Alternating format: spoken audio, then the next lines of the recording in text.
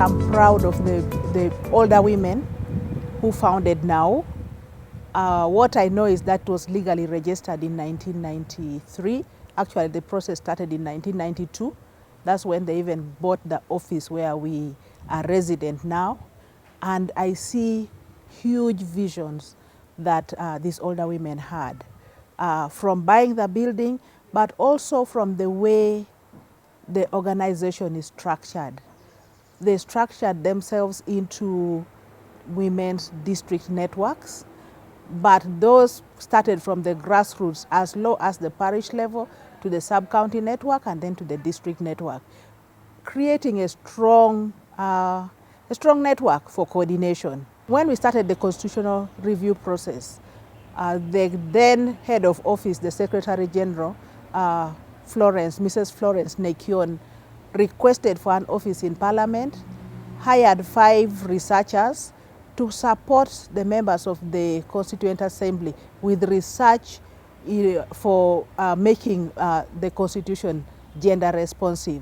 When we talk about gender equality, many times we are talking about women who are holding positions of decision-making positions, and especially the higher level. But also we have that rural woman who is not holding any position, but she is aware that I am a woman and I have the right to access opportunities in the same way as men, or if it is a girl, in the same way as boys. So that raising awareness in the communities at that time, because of the way the organization was networked, the coordinators would be trained, and then the coordinators would go back into the community and raise awareness in the community. And women were gender aware. And I can say that that has continued to grow. And there are many women who are gender aware. The organization has also contributed to a networking way of work for women, especially the women in the rural areas. The women in the rural areas want to find a way of working together.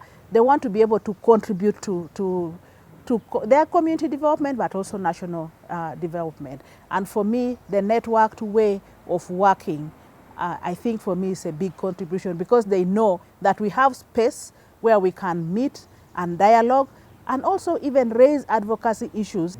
Many years ago when I was a young person, we were trained a lot. I was fortunate to work with Action Aid Uganda, and I went through a lot of training on gender mainstreaming, on advocacy, on different programming, ways of programming. Today we also don't have that, and we assume that that is going to be passed down from the people who know to the younger people who are joining the service. But actually it's important also for us to train the younger, to have deliberate training for the younger people who are coming into programming, who are coming in to do different things at the organization. Again, because of limited funding, you find that that additional training that staff need from time to time, we are not able to provide it adequately. As the women's movement, I feel that we've made a lot of strides. We have a gender responsive constitution. I see that as a huge contribution to Uganda, not just to the women's movement, but to the country, or the women's movement contribution to the country. And that was a part that now played a very big role. And from the constitution, we now see affirmative action. I know that when the recent ministers were appointed, people were saying, hey, women have eaten.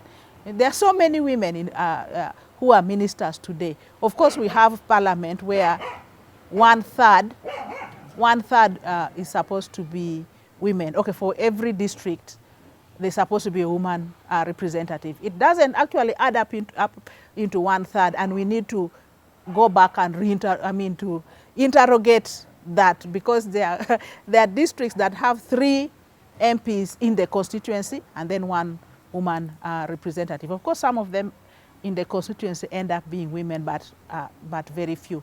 I see a change in women. Women are aware of their rights. Women are aware of the structures that they can go to. when they need help.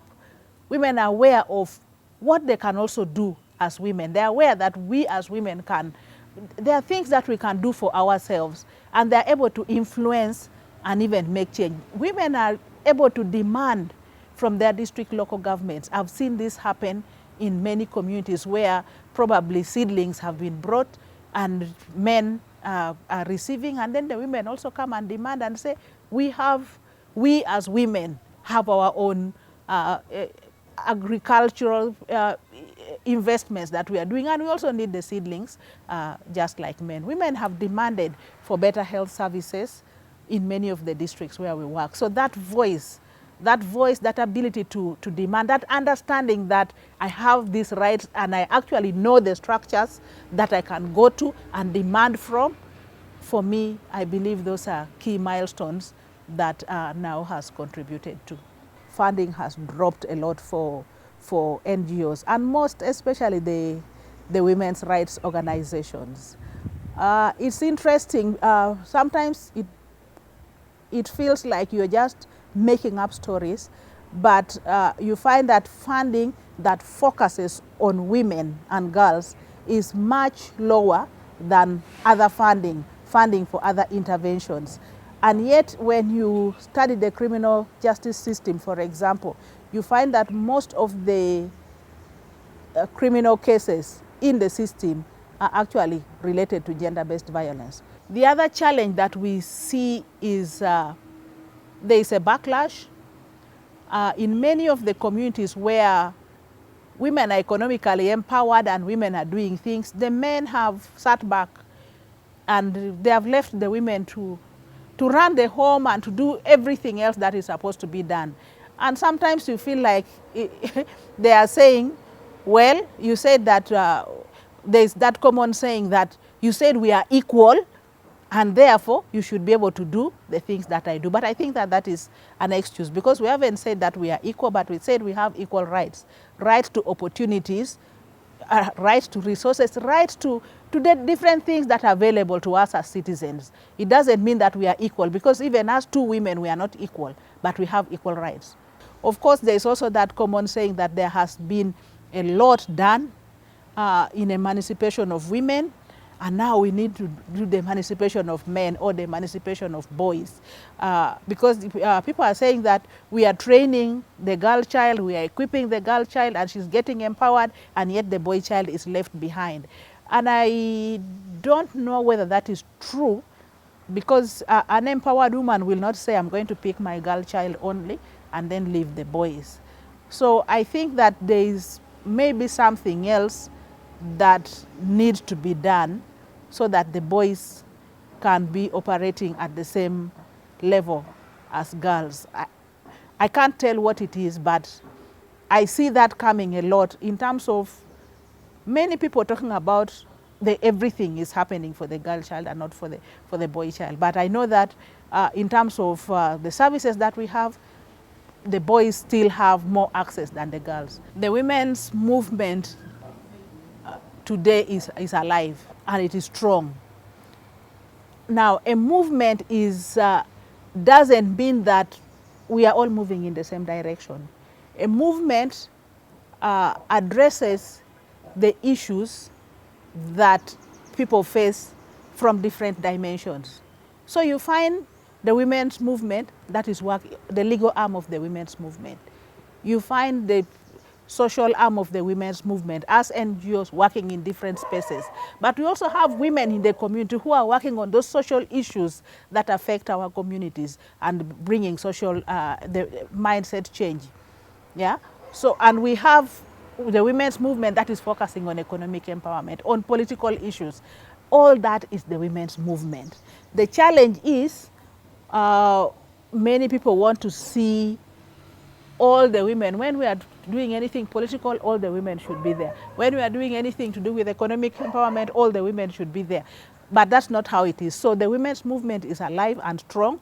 We probably need to be more coordinated than we are right now. It doesn't mean that there is no coordination. The coordination is there, and sometimes you get some people coming for that gathering where you're for the interventions that you are doing and you are coordinating in this group, and then you find others working also in another group. We need to work out how do we come together and actually demonstrate and even document what we are doing as the women's movement. I was a member of FIDA Uganda. It's a voluntary organization for women lawyers. And we used to have what they called outreaches to go to the community, because we realized that many of the problems that women face is because of the lack of knowledge of the law. So we used to go and teach them about their rights, what the law says about especially inheritance matters, marriage and the divorce, and the issues relating to administration of estates. The women also assumed that it was the men who owned the property in the community. It was the attitude of the people in the community. And many of them also did not try to work for their own property. Even in marriage, women thought that when you are married, you just sit at home, wait for the man to bring everything home. But now the attitude has changed. Women are going out to work, because we realize that many times women are helpless in the home, especially when you are totally dependent on the husband. But now with the knowledge of people's rights and the law having changed, people having worked to change the law, we now realize that even in a marriage, even if the woman does not work and bring cash into the home, her work in the home is taken as a contribution which is equivalent to the cash that the man brings into the home. When I was in the Ministry of Justice, for example, there was a lady whose husband passed away, and he died when she was still in the hospital. She has delivered. By the time she reached home, the relatives had carried everything in the house and taken it to the village. When she arrived in the house was empty. She had a baby she had just delivered. They had carried even the baby's coat which she had bought for the newly born baby. When she took a taxi to the home of her husband, she found them now at the process. They had already buried. She found them now at the process of distributing the property. Even when it came to positions of politics, you find that many women were not elected to positions of responsibility in the community, like for members of parliament. And you find that when it came to electing the women, very few people would trust, they cannot trust a woman to go and represent them in parliament. So very few women would be elected until the issue of empowerment of women started. The women's empowerment movement came up to argue that women can also go to parliament and represent you just as the men can represent you. That's when the women, people saw now they need to elect women also. And even for those who were elected as members of parliament, when they were there, very few of them would be appointed to positions of responsibility, like ministers. Many of them were men. Culture has been the biggest impediment of the women, because you find that in most cultures, they think the women's place should be in the kitchen, not to be seen in public. So you remain in the kitchen. If you want a job, you should go and do something like teaching, education, or become a teacher or a nurse. I remember one time I traveled in a bus. I had a flask of tea. When I became hungry, I opened my flask to drink my tea. Then somebody said, "Teacher," because they assume that a woman who travels when she's prepared like that, who is educated, must be a teacher. Even in religion, I think it is more or less like culture, because even religious institutions, you find that in most churches, they don't give women positions of responsibility. You will not find a woman. How many bishops in Uganda are women? Or how many people have become archbishop in Uganda who are women? And that goes, I think, even in the Muslim religion. Most of the time what we did is to go out. I think we had to make like an entry, make sure we lobbied for funds if the government does not help us. Fortunately, there were many NGOs which were willing to give women assistance. To start NGOs, like the women lawyers opened up an organization where we would go out to the community teach the women about their rights. They also have a right to own property. They also have a right to education, just like the boy child. So you find that both people's attitude began to change, so that both the women and men would be able to have access to education. And I think from our position now, the girls, the people in the community would see us as women lawyers going out, so they would learn that let's also take our daughters to school. And I think there was also an environment generally, internationally, because you have all these international organizations coming in. We had the Women's Decade declared from 1975 to 85. And then 1985, they had another international conference where they realized that women should play a big part also in the development of countries. And they should also be given space to play that part, both as agents of change and also as beneficiaries of change. And we also had international documents like the Universal Declaration of Human Rights, which says that there should be equality between men and women. So all these things had an influence on the way people looked at women. And we started to have people changing their minds. We also had conferences like the Nairobi conference, where we had a lot of women leaders participating, where they declared the strategies on how to make sure that women also participate in development equally with the men, and they can also benefit from that. And the women's organizations started to argue for the changes, like in our laws, the Constitution 1995, when there was a move to amend our constitution. As women's organizations, we worked hard to ensure that women's issues were also taken into account in the constitution. I think for the first time in Uganda and in the whole of Africa, we have a prime minister who is a woman, we have a vice president who is a woman, and also the speaker of parliament is also a woman. And people have accepted those positions to be for women. Men, just because people's attitudes have now changed, they have realized that women can do as good a job as, or even better than the men. Accessing justice for women, many of them do not know the places they are supposed to go to in case they have a problem.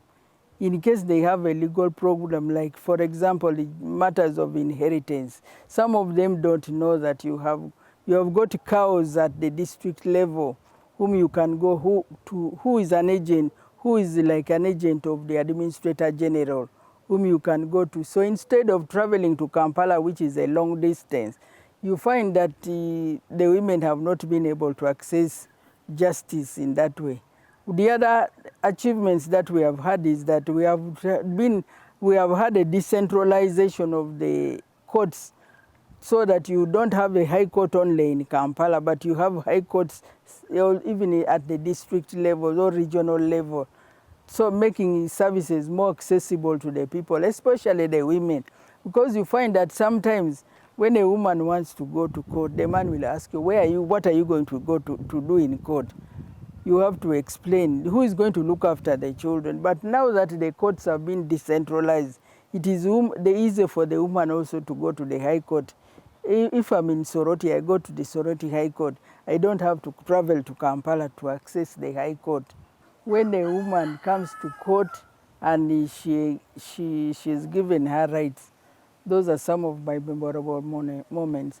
I remember there is a case I had where a lady, I think I'd started talking about it earlier, where she had lost her husband and all the property was taken from her. And one of the people who came and took the property was a brother of her husband. So I wrote to the police in Uganda and told them that the law is very clear. When somebody has died, nobody should interfere with the property of a deceased person. That is intermeddling with the property of the deceased if they do not have letters of administration.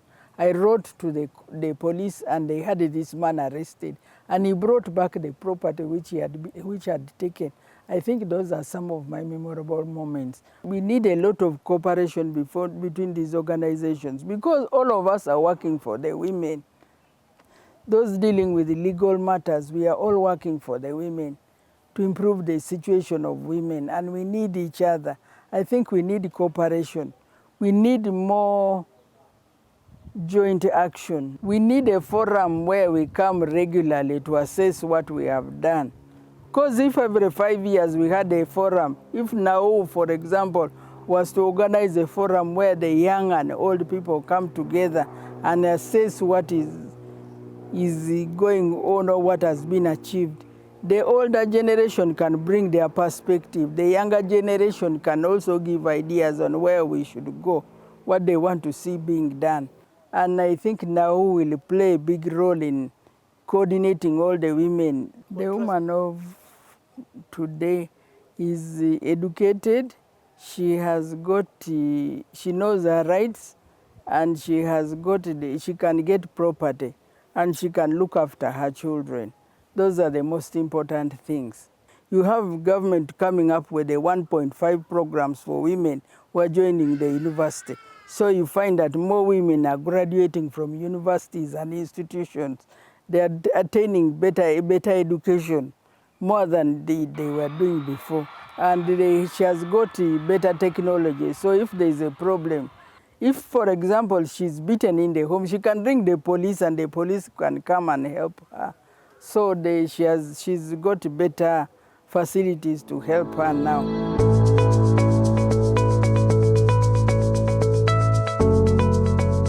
Those days of the National Council of Women, some of these leadership positions, I think, were held, the big ones, were held by wives of big men, the politicians.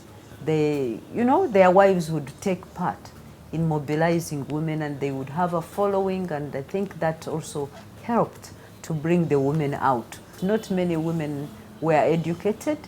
The girl child education was not valued, and the few who continued with education, they would be focused to go into teaching, into nursing, into the care industry. And I think all over the world, the women were not open, were not very keen into getting into careers and professions, and many were getting married when they were still young.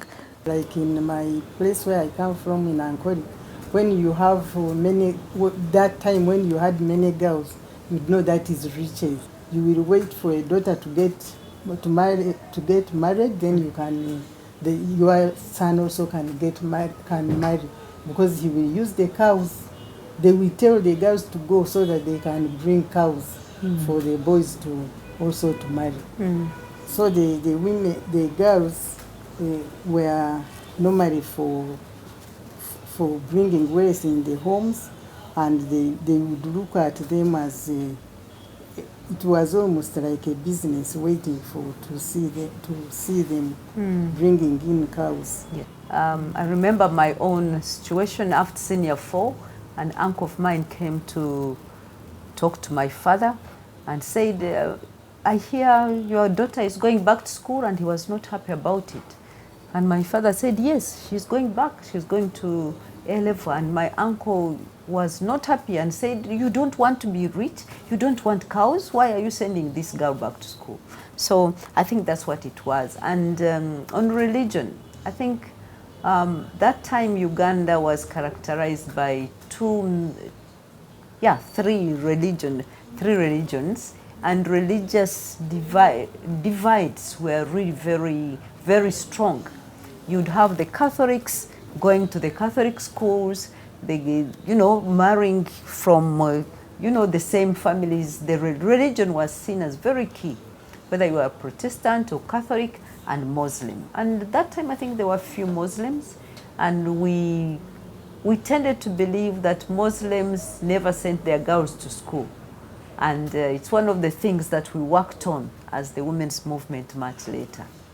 community development workers were the ones who used to mobilize women in the villages, in clubs. We had women clubs where women would go to learn how to look after their children, how to keep hygiene in their homes. And we used to even have, I remember we could have competitions in the village, home improvement competition in the villages, and that's how also it was easy to get women, and we was talking about development and politics. And the women by that time they needed them for functions. Yeah, they would do, when there is marching or independence, women would be mobilized to go and march.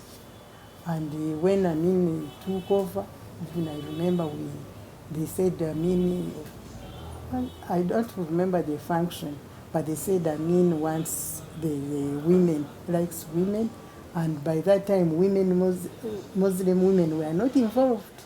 So we had to go to the women, to the Muslim women, mobilize them, and they brought them to Zambia playground to teach them how to march.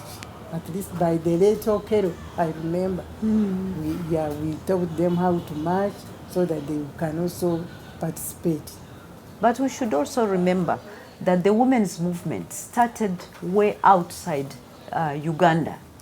And during that time, there were those women's world conferences. And with time, when the meeting in Nairobi took place, I think it involved a number of women from Uganda. And those got us as Ugandans to know that there is a women's movement and we need to be part of it. In spite of our religions, in spite of our other differences, cultural differences, there was a women's movement that we needed to belong to.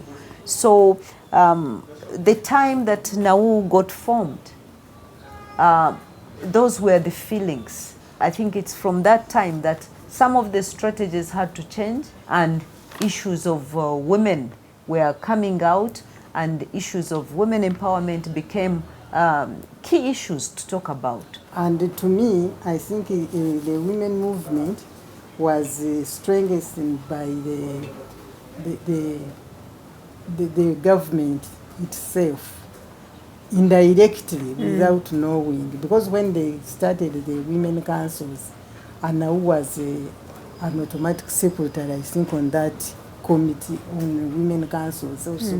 Now had a place to, by that time, it was National Council of Women. Yes. It was also appointed to stay there as an automatic seat was given to them. And also when they brought the women, the LOCs, that was also which strengthened the movement. To me, I looked at it as a vehicle to drive us. I used to tell people, I said, no, it's good. We have that seat of women, LOC. We can use it to take over the whole committee of LOCs. Yeah, because since we have that automatic seat, then the rest we can compete, and we are many. Why can't we take over? But at that time, women were shy. They could not come up to take those political positions.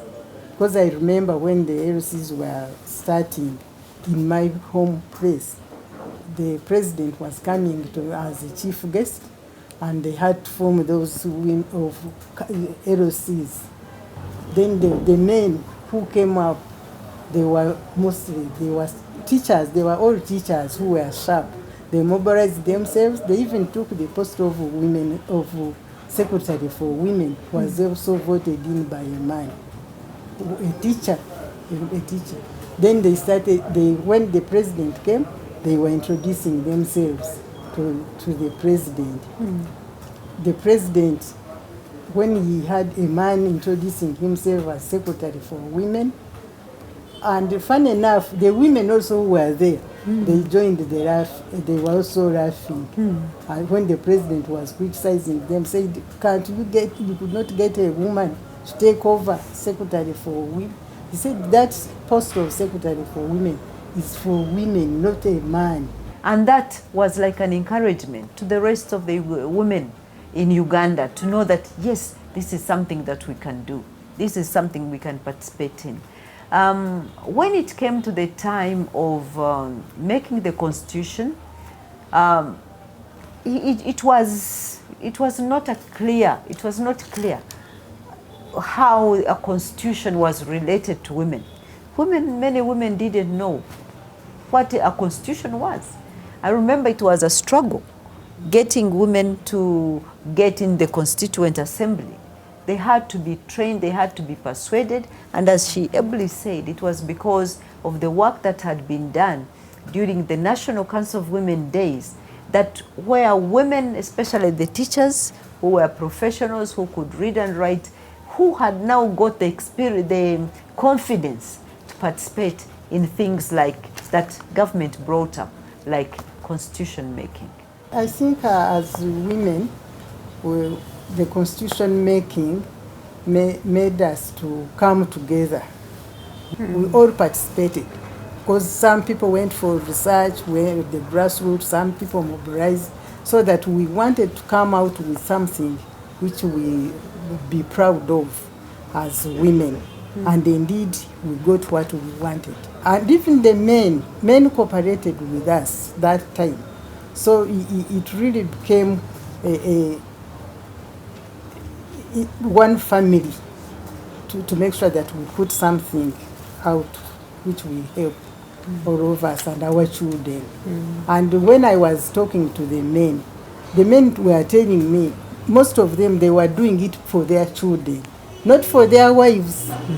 No, they were telling, I said, no, for my children, I would feel bad, my daughter getting married to a man and then coming out without anything, you know. But not the wife. He was talking about the daughter. We should always remember that the Beijing conference, which was 1994-93, Nawou was mobilizing women to, sensitizing them about the World Conference, encouraging women to participate, and that's how some of them managed to go. We used to hold meetings here, and women were beginning to realize, yes, we are women, we are part of a movement, we need to work together, the teamwork she's talking about. And that's how we came to discuss the issues that concerned women. For instance, in health, what are the issues of health? And you'd find the doctors form themselves, and even some organizations were formed along professions. The doctors formed some organizations to deal with their issues. The women in agriculture formed organizations that could deal with their issues. And it was really a time to learn, a time to look at women as women. This was a time to, and I think these are the achievements to the gender equality. We started analyzing as we went to Beijing and listened to other countries, what they were doing, how far they had gone. There was a lot of hope. There was a lot of expectation. It was like things were going to change after the Beijing period, because we knew what our challenges were. We were looking at reality and saying, why are women not here? Why aren't they getting the money from the crops that they grow? Why are they just growing crops and eating and the men selling? That kind of awareness was coming up. So after Beijing, to us at Nawou, it was like things went down a bit. There was like a backlash. We had a lot of hope that from Beijing, there would be more money to reach more women, to do more work. But now, the new organizations that got formed in 1995 became the focus of the donors. Those who were working on health issues would go for those organizations and not to the umbrella organization. It like reduced our our clout as an organization, as an umbrella organization, but at the same time, it was an achievement. It empowered the women's movement. I remember we would hold here meetings to learn about what is gender equality, what does it really mean, what is gender consciousness. And the good thing is we were working hand in hand with the Women and Gender Studies department at Makerere. They were some ladies who were very keen at training us as leaders in the women's movement at that level. You know, they realized we did not quite understand what it was. And unfortunately or fortunately, the concept of gender equality was misunderstood, and it was like a backlash. Then they started saying, yes, you are causing problems for women. You don't want women to get married, because remember where we started from. Girls were for marriage. And here we are talking about women empowerment. Yeah, and also what we have to remember is that people join things with different purposes to achieve something. When we join, some joined thinking they are going to make money. But after failing to achieve their objectives, they have to pull out. We wanted something which we could have as ours. We could sacrifice whatever we could so that we have something. And we knew it would be difficult for us to keep renting. Since we are from government, now we are supposed to have our own home. We have to rent. It was difficult to rent, to keep renting. So we thought of having a home of ourselves. And we were the first NGO, by the way, to buy a home, to have our own home. We had to fundraise. We started fundraising for the home. We could make dinners, mobilize the politicians. They come and they auction things. We had Rotary. We did a lot to make sure that we fundraise and for the building until we bought our own building. As she says, when some organizations were formed and they thought they would make money, then those were donor dependent, and in the end some would die out, and some would do what the donors were saying. But as Nawou, I think we wanted to be part of the women's movement, to make sure that the rural woman, the grassroots woman, at one point they would say, grassroots, you are choosing the women to be below, you know, but I mean, those two words, rural, grassroots, we all have a base somewhere. How do you ensure that the women's movement includes all those categories of people? The educated, the non-educated, the farmers, you know, because they all play a role. Now we have seen gaps. As a women movement, we need to bridge those gaps. We didn't know that there is a time when we shall have to identify categories, certain categories, and also look at it differently. But now there is a need for us to also identify that category and include it in our programs and in planning, so that they are not left out. So that's why you find that the old and the young, how they have to work now as a team. We have to look to work together to see that we all move together as a team, and that's when we are going to succeed. We need to really to sit down and check exactly what happened. Let's check ourselves and see what is lacking that we need to, so that we can revive the movement and we all go together.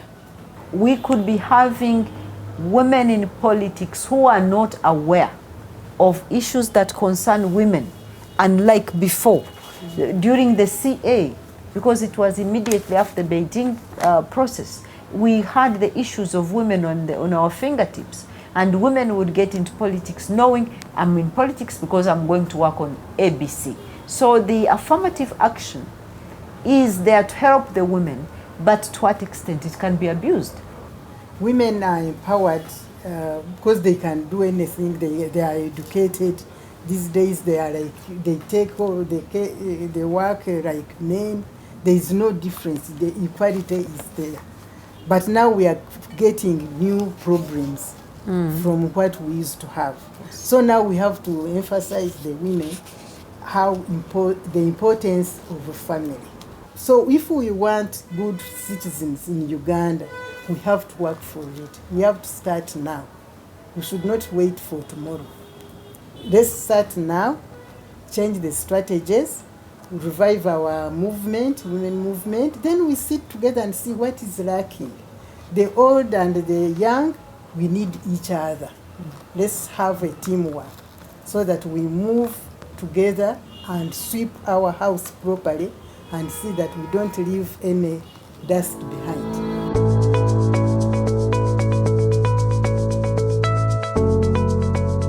As a person, I'm very proud of the women's movement because had it not been the women's movement, women wouldn't have been what we are now. Because earlier, in the earlier days, women were not educated, women were voiceless. There was no way you could express your views as women.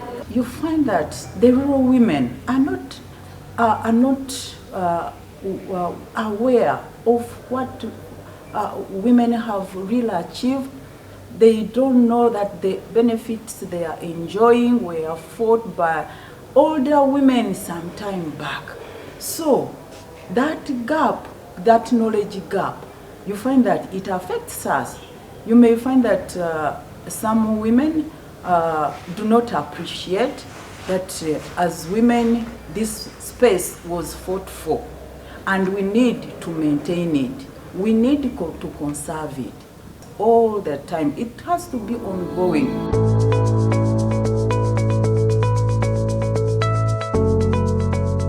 I'm happy to say that in Tulume Village Women Organization started a long way back when the emancipation of women in this nation in 1987 was at its peak. You have been reaching down to the grassroots women in rural areas in 10 districts of Uganda, including Kampala. We are happy that we have reached over 2,000 women in rural areas. That is strengthening and expanding the women movement. I feel that we need to reach more young girls and boys if we are talking about gender equality. And the only strategy and where we can find them is reaching them where they are. Because when we talk about it, about gender equality, equity from above and not reaching the bottom, it doesn't work out well for them because they will still lack the track of that kind of information. And they need to be involved into the system right from when they are young.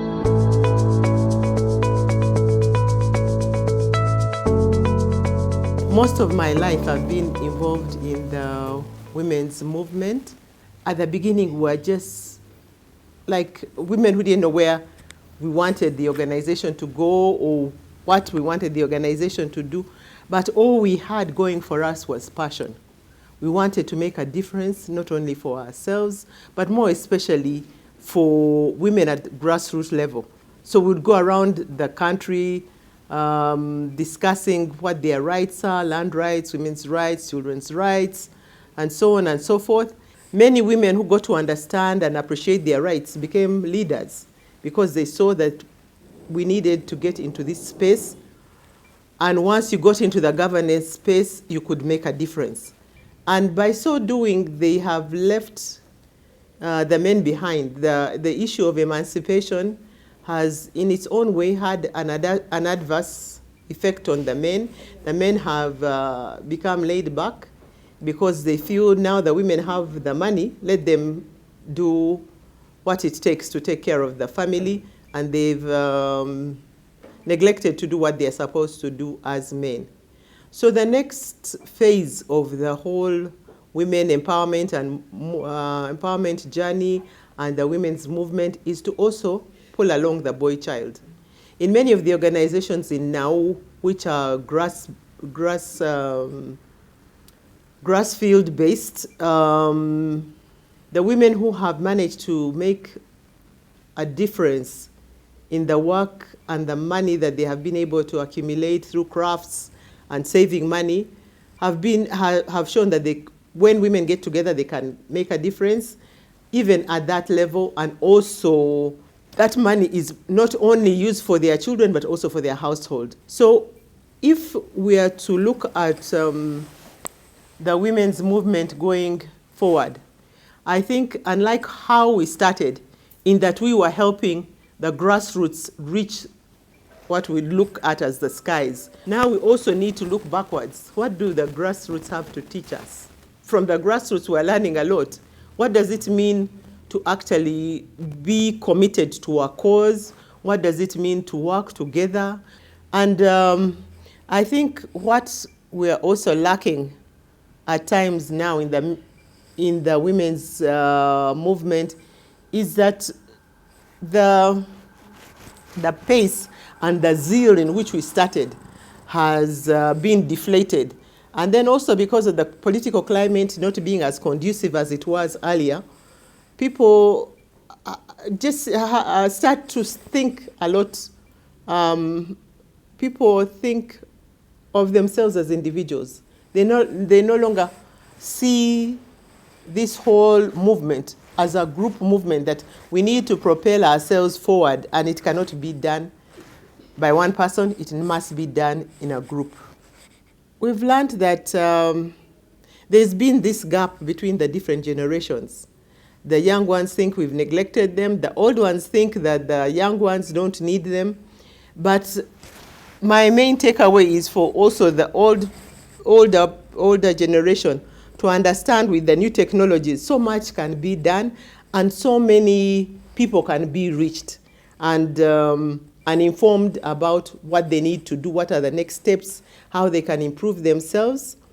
And then for the younger generation, for them to be able to know that the older generation do not ignore them because they are busier or they have better things to do, but rather that the young people, the younger generation, should try and reach out to the older generation, because what we have now really is time to spend, to talk, by passing on these useful lessons that the future generation has, building blocks in which to become better versions of themselves.